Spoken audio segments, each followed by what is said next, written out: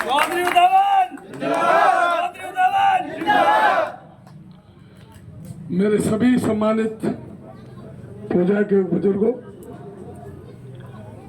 मेरे साथ आए विभिन्न गांव के सभी सरदारों, वो नाम लेने में फिर गड़बड़ी होती है।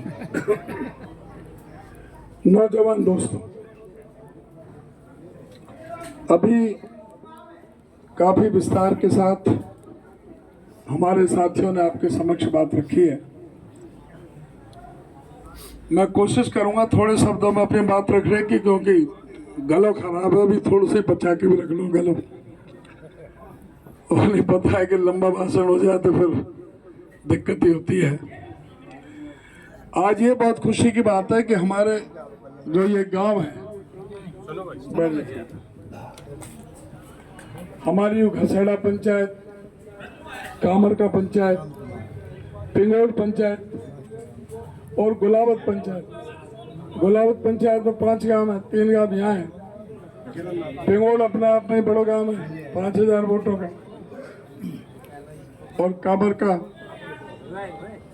इनमें समझो कि अपोजिशन ही पूरी तरह से लगभग खत्म है, एकदम मनसाट कर 6200 वोट है जी पिंगौड़ में। 6200, 5000 ना 6200। और पहले मेरी 1450 की लीड ही, अब ये कह रहे हैं कि कम से कम 3500-4 हजार की लीड हमसे देंगे पिंगौड़ गांव से ही। तो ये ऐसे गुलावत पंचायत है। गुलावत पंचायत में करीब 9-9.5 हजार वोट होंगे, वो भी एकदम वन साइड। कामर का गांव छोटा है, 1200-1300 वोट होंगी, हैं इतनी होंगी, तो वो भी एकदम वन साइड है। और मीरपुर कोराली की यहाँ सरदारी बैठी है, मेरे ख्याल से बहुत नाम मात्र को विपक्ष रहा है, वहाँ भी लगभग एक साइड ही चल रहा है। तो ये जो सारीपुर बेल्ट है, इसका भारी संदेश ज्यादा है सारे इलाके में। बहुत भारी जन समर्थन, जो प्यार, जो सहयोग, जो आशीर्वाद यहाँ से मिल रहा है और पहले भी मिलता रहा है। लेकिन पहले जो है ना, बराबर की टक्कर हो जाई और कहीं मैं थोड़ा बहुत जीता हूँ, कहीं तरफ हारा हूँ। और अब क्या ऐसे लग रही है कि जब एक हो जाएंगे तो फिर एक तरफा जीत रहेगी, फिर उसमें कोई किसी तरह का तो नहीं रहेगा संदेह। तो उसके लिए मैं आपका बहुत बहुत आभार व्यक्त करता हूँ। हमारे बीच में हमारे संयुक्त किसान मोर्चा की भी टीम आई हुई है सारी। 13 महीने तक इन्होंने संघर्ष किया, सर्दी गर्मी बरसात, एमएसपी के रेट के लिए। फिर भी इनको झांसा देकर के इनका आंदोलन खत्म करवा दिया किसान मोर्चा का। और उसके बाद फिर भी पंजाब के बॉर्डर पर जिस तरह का इनका व्यवहार हुआ किसानों के साथ, समझो कि अंतर्राष्ट्रीय सीमा खड़ी कर दी गई, कील कांटे बिछा दिए, दीवारें खड़ी कर दी गई। ऐसा लग रहा था कि जैसे कोई पाकिस्तान से आ रहे हो। हिंदुस्तान में अपने राजधानी में आने पर बैन लगा दिया कि तुम नहीं आ सकते। ठंडी पानी की बौछारें, लाठियां, बुलेट फायर। एक शुभकरण सिंह की, हमारे किसान की, उसमें डेथ भी हुई। किसान आंदोलन कर रहे तो कह दी खट्टर साहब ने, ये किसान जितने भी है ये बूटे एक भी नहीं जाने चाहिए।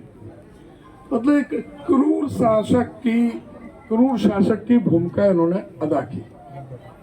और उसी तरह से हमारी बेटियों के साथ जो ये बात करते थे, बेटी बचाओ बेटी पढ़ाओ, किस तरह से हमारी उन अंतर्राष्ट्रीय स्तर की जो वो खिलाड़ी पहलवान जिन्होंने दुनिया में हिंदुस्तान का नाम ऊंचा रोशन करने का किया, उनको अपनी एफआईआर दर्ज कराने के लिए जंतर मंतर पर बैठना पड़ा। और फिर भी उनकी बात सुनी नहीं गई। सुप्रीम कोर्ट के दखल के बाद में उनकी एफआईआर दर्ज हुई और फिर उनको किस तरह से अपमानित किया गया सबको पता है। नई संसद का उद्घाटन हो रहा था, हमारी बेटियां पुलिस के जूतों से उनको घसीटा जा रहा था। तो इस तरह की जो क्रूरता इस शासन में हुई है, आज उसका बदला चुकाने का वोट की चोट से वोट की चोट करके इनसे बदला चुकाने का समय आया।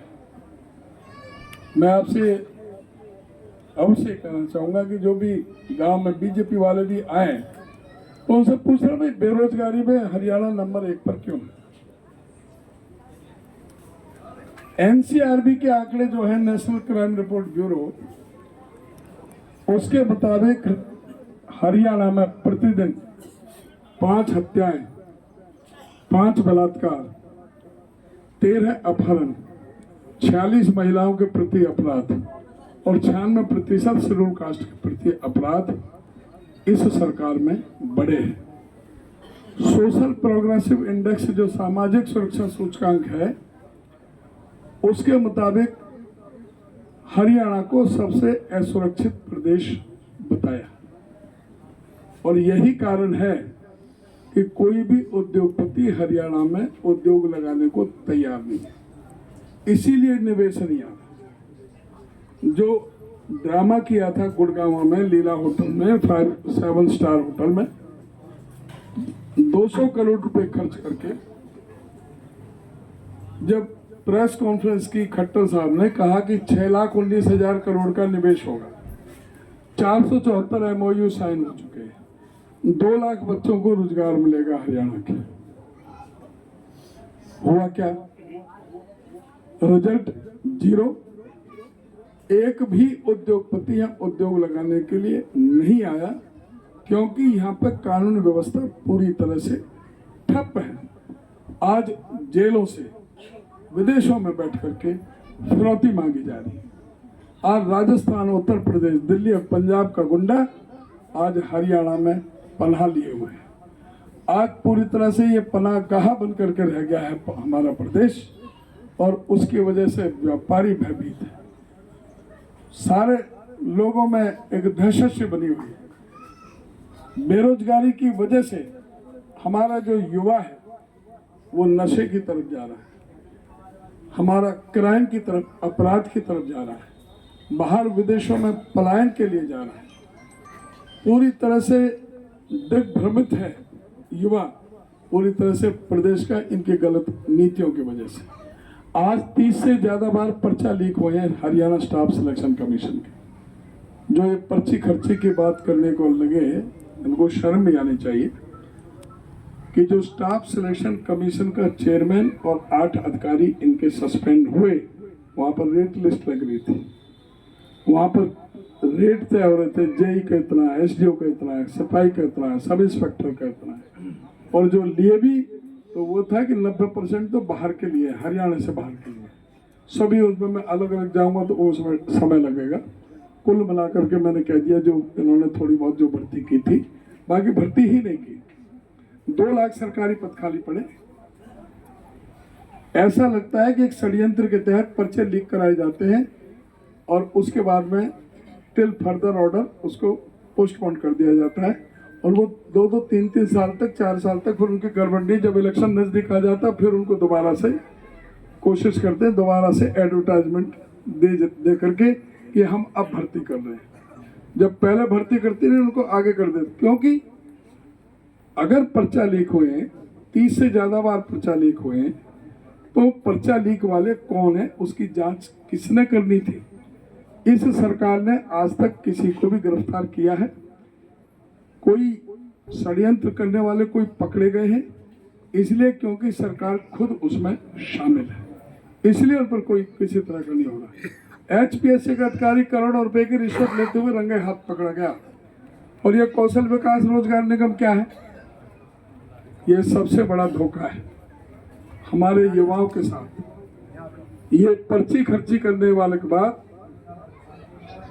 सरकार खुद ठेकेदार बन गई, और जिसके इनके RSS वाले, इनके MLA और मंत्री जिसकी पर्ची दे देते, उसको बिना मेरिट, कोई रिजर्वेशन नहीं, ना SC की ना BC की, कोई जॉब सिक्योरिटी नहीं। 50,000 जो तनख्वाह होनी चाहिए उसे 20,000, जिसकी तनख्वाह 30,000 होनी चाहिए उसको 10,000। बहुत बड़ा युवाओं के साथ शोषण हुआ, और यह संविधान के भी खिलाफ। रिजर्वेशन पॉलिसी को एक तरफ करके एक बहुत बड़ा षड्यंत्र SC BC के खिलाफ रचा गया कि उनको नौकरी से मरहूम कर दिया गया, और जो लिए भी जनरल के उनको भी जब चाहो कान पकड़ के बाहर निकाल दो। कोई जॉब सिक्योरिटी तो है नहीं, और उनका भी शोषण हो रहा है, उनको भी किसी को पैसे नहीं मिल रहे। और आपको ये पता होना चाहिए, मैंने SS बोर्ड की और उसकी तो HPSC की बता दी, युग कौशल विकास रोजगार निगम का MD भी भ्रष्टाचार में सस्पेंड हुआ है। और ये बिना पर्ची और खर्ची की बात करने वाले, इनका जो MLA वो दूडाराम बिश्नोई, उसके ड्राइवर ने यही कि पैसा जो तय करे वो नौकरी ना लगाओ वाले सुसाइड आत्महत्या कर ली। दूडाराम तीन MLA के नाम आए थे, बताने की कोई जरूरत नहीं है। ये हाल हुआ है, शिक्षा व्यवस्था का ये हाल कर दिया। हुड्डा साहब के समय में 3900 नए स्कूल खुले, इन्होंने 4800 स्कूल मर्ज कर दिए, 498 स्कूल बंद कर दिए, टीचरों की संख्या कम कर दी। और उन सरकारी स्कूलों में कौन के बालक पढ़े भाई? इस प्रदेश के दलित, पीड़ित, शोषित, उपेक्षित, सर्वहारा वर्ग के, गरीब समाज के, वंचित समाज के, शोषित समाज के, पिछड़े समाज के जो गरीब, जो व्यक्ति अपने बच्चों को प्राइवेट स्कूल में पढ़ाने की हैसियत नहीं रखते, वो मजबूरी में इन सरकारी स्कूलों में पढ़ाएं। और इन्होंने ड्रामा कर दिया एक बार वाह भाई लूटने के लिए, 80 के लिए, कि धारा 134 एक सेक्शन लगा करके कि भाई 10% हम उनमें SCs के बच्चों को हम दाखिले देंगे। वो भी इन्होंने बंद कर दिया, वहां भी उनके साथ उसी तरह से जो धोखा किया गया। तो ये हर मोर्चे पे सरकार फेल साबित हुई है। मैं आपसे ये अनुरोध करूंगा, देखो विकास काम जो हुए हैं प्रदेश या में हमारे क्षेत्र में, एक तरफ से आप लें होडल की 3 अनाज मंडी, होडल का अस्पताल, होडल का college, government college building, Hodal का मिनी सेक्रेटरीट, होडल का जुडिशियल कॉम्प्लेक्स, होडल का बस अड्डा, होडल का सब डिपो, हसनपुर का 66 kV का सब स्टेशन, हसनपुर की मंडी, बड़ौली की मंडी, खामी की मंडी, 220 kV का आपके बगल में मीरपुर कोराली का सब स्टेशन, 66 kV का दीघोट में, 66 kV का बंचारी में, अस्पताल चाहे सौंद का है, चाहे दीघोट का है, और चाहे भलवाने का है, ITI कुशक्की, ये सारे मेरे काम के कराए हुए। एक काम कोई जो है, जो कैंडिडेट है हरिंदर, इसके पिताश्री 1991 में मेरे से 800 वोट से जीते थे, 5 साल MLA रहे। कोई बता सकता है कि उनके नाम का एक काम कोई राम रतन ने 5 साल में कोई क्षेत्र में कोई किया हो, सिवाय लूट मचाने के?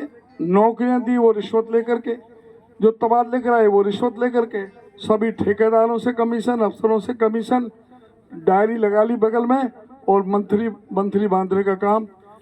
इसके सिवा कोई काम नहीं किया तो एक काम जरूर कर दिया, 2 लाख रुपए के लालच में उसने अपनी जमीर को बेचते हुए बाबा साहब डॉक्टर भीमराव अंबेडकर की प्रतिमा को जंजीरों से बंधवा करके, ट्रक से खिंचवा करके नहर में डालने का काम किया।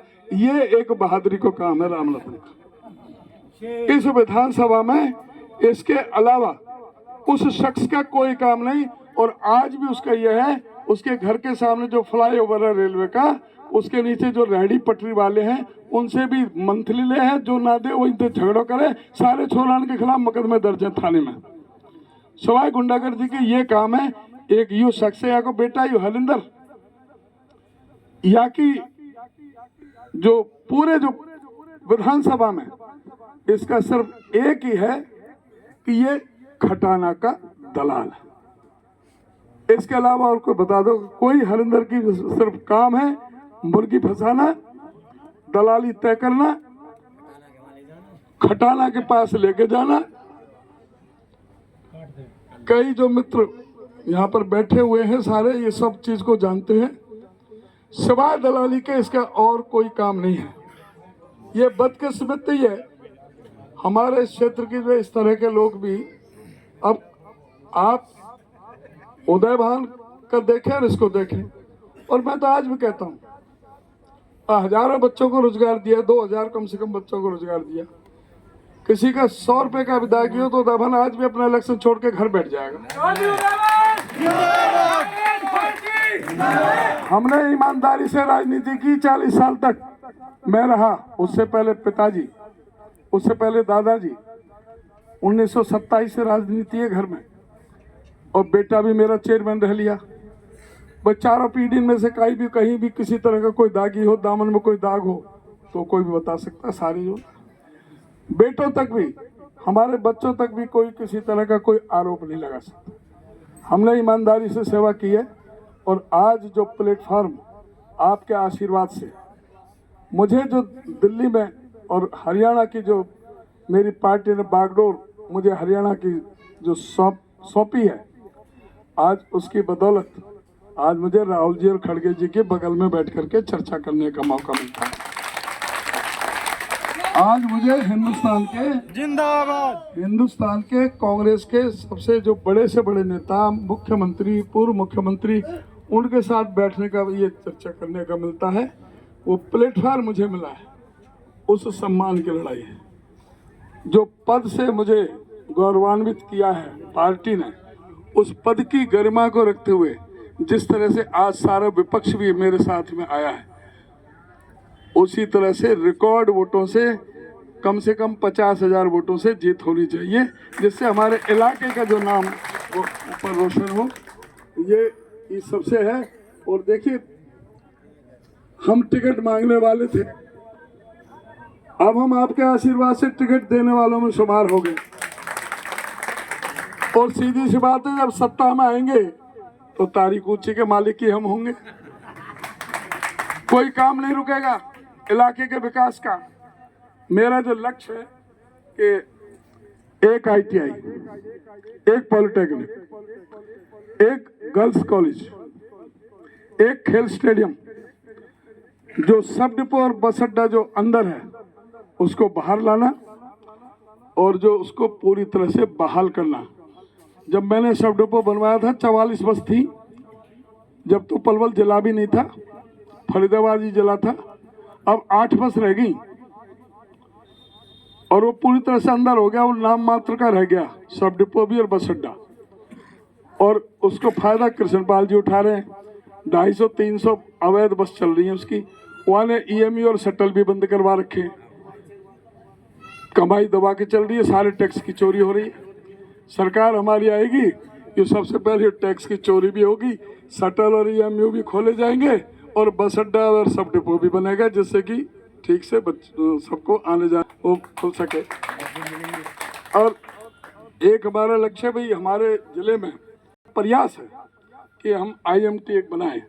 IMT के लिए हमारा सबसे मुफीद जगह भाई KJP है यहाँ, KMP है यहाँ, मेन हमारी जो हाईवे है, इधर को हम जेवर एयरपोर्ट से हम जुड़ रहे हैं, और हसनपुर के जमुना पुल मैं बनवा दूंगा, तो इधर को अलीगढ़ तक का भी सारा। तो ये सारा जो एरिया है हमारा, भाई सबसे पहले जो इंडस्ट्रियलिस्ट है वही देखते हैं कि भाई उनका आवागमन का क्या साधन है। और एक लॉ एंड ऑर्डर की स्थिति पता है कि जब हुड्डा साहब का राज था, जब कह दी थी सारे गुंडे या तो हरियाणा छोड़ दो या बदमाशी छोड़ दो, सारे छोड़ गए थे, पूरा अमन से काम हुआ। इसीलिए हरियाणा प्रति व्यक्ति आय में, प्रति व्यक्ति निवेश में नंबर 1 पे हिंदुस्तान के अंदर रहा था। वही स्थिति बनानी है। तो बस मैं आपसे बस ये अनुरोध करूंगा कि आप इन चीज़ों का ध्यान रखें।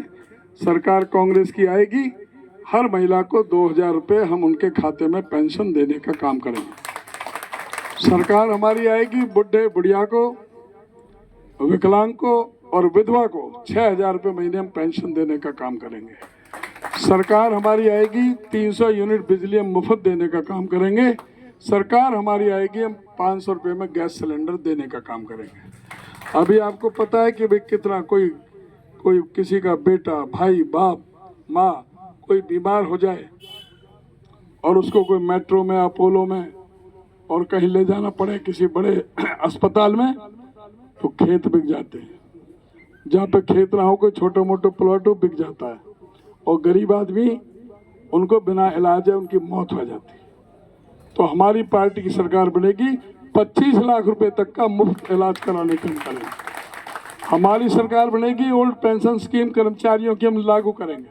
हमारी सरकार बनेगी बैकवर्ड क्लास की क्रीमिलियर हम 6 लाख से बढ़ा करके 10 लाख रुपए करने का काम करेंगे। हमारी सरकार बनेगी गरीबों को 100-100 गज के प्लॉट, जिसका पीला कार्ड है, भूमिहीन है, लैंडलेस आदमी है, उसको 100 गज का प्लॉट 3.5 लाख रुपया खर्च करके 2 कमरे का मकान, लैट्रिन बाथरूम किचन बिजली पानी का कनेक्शन दे करके गरीब को बसाने का काम करेंगे। तो इस तरह से सभी वर्गों के लिए, और हमारा पूरा ये है पार्टी का कि हम अपने प्रदेश में ये सुनिश्चित करेंगे कि किसी भी किसान की फसल एमएसपी से कम नहीं बिकने दी जाए। और एक और अपील आपसे करूंगा, इन्होंने जो पोर्टल की सरकार चलाए है ना, जो जिक्र किया हमारे बाबू जयचंद ने, परिवार पहचान पत्र की वजह से 9.5 लाख गरीबों के पीले राशन कार्ड काटे हैं, जिनको हम बनवाने का काम करेंगे। इन्होंने परिवार पहचान पत्र को हथियार बना करके 4.25 लाख बुजुर्गों की पेंशन काटी है, जिसको हम पूरा करवाने का काम करेंगे। इन्होंने, चाहे वो सीएम विंडो आजकल कहीं नजर नहीं आती, मेरी फसल मेरा ब्यौरा, किसान बहुत से अनपढ़ हैं, बहुत से कम पढ़े लिखे हैं, इंटरनेट के बारे में जानकारी नहीं, वो सीएससी सेंटर में जाते हैं, वहाँ लुटते पिटते हैं, 200, 300, 400 रुपया वहाँ जा करके दे करके अपनी फसल का रजिस्ट्रेशन कराते हैं। और जब फसल का रजिस्ट्रेशन कराते हैं, जब ट्रॉली भर के माल लावे मंडी में पहुँचे, तो मार्केट कमेटी के अधिकारी कहते हैं आज सर्वर डाउन है, पोर्टल काम नहीं कर रहा।